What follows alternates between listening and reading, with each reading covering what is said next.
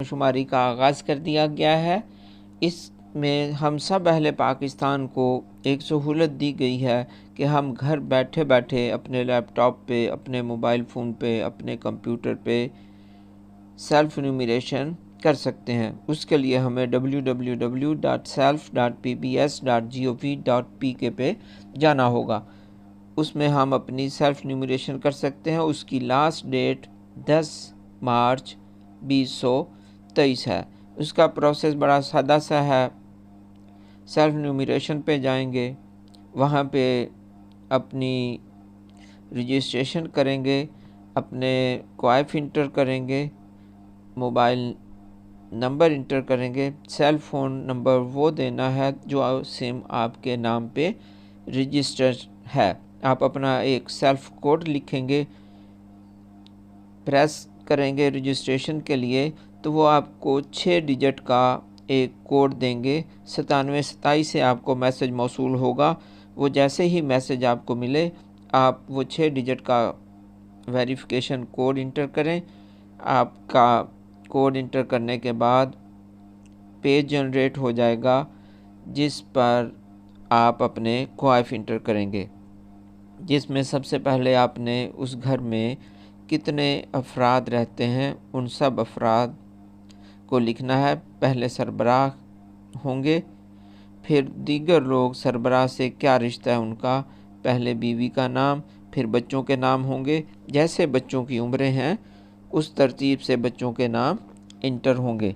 फिर बच्चों के नाम इंटर हो गए, फिर बच्चों का सरबराह से रिश्ता, जैसे बीवी है, बेटा है, बेटी है।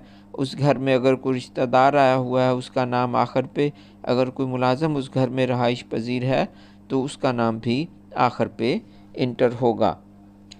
जो घर में मुलाज़म है उसका रिश्ता दीगर रिश्तेदार के तौर पे आ जाएगा, और अगर रिश्तेदार हैं तो उनका रिश्ता दर्ज किया जाएगा। अफराद खाना के नाम आ गए, उनका सरबराह से रिश्ता आ गया। फिर उनकी उम्र पूछी जाएगी, उनकी उम्र सालों में क्या है।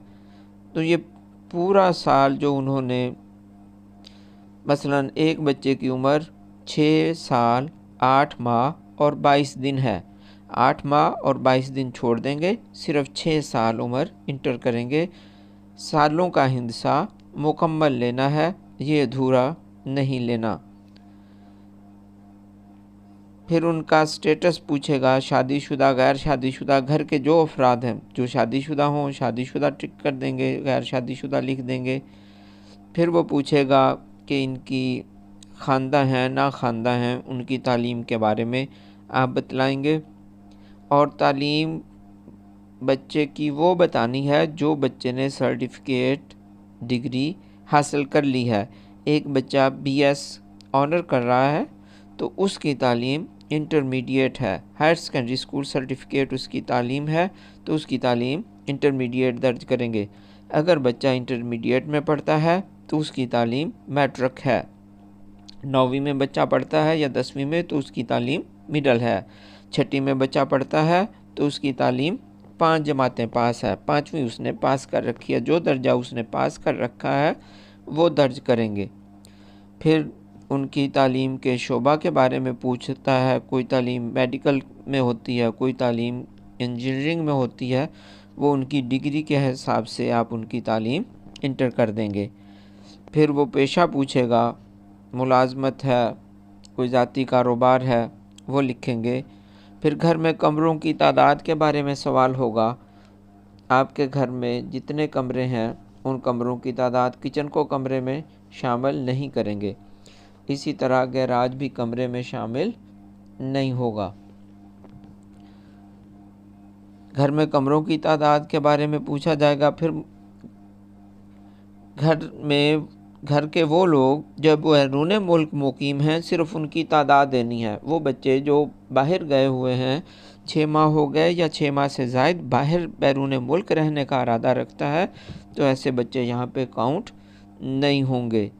ऐसे बच्चे सिर्फ आप उनकी तादाद देंगे। इसी तरह आपके घर के बारे में कुछ सवालात होंगे, आपकी रहाइश जो है ज़ाती है, किराए पर है, बग़ैर किराया के है, सरकारी घर है, गैर सरकारी अदारे का घर है वगैरह।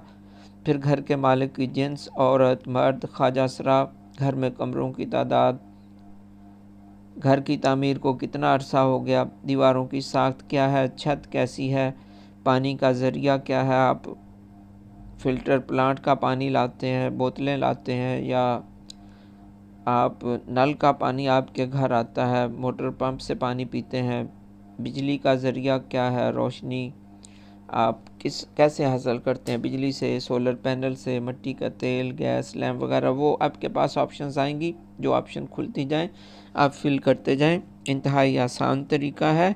اللہ تعالی ہم سب کا حامی و ناصر ہو۔ خدا حافظ۔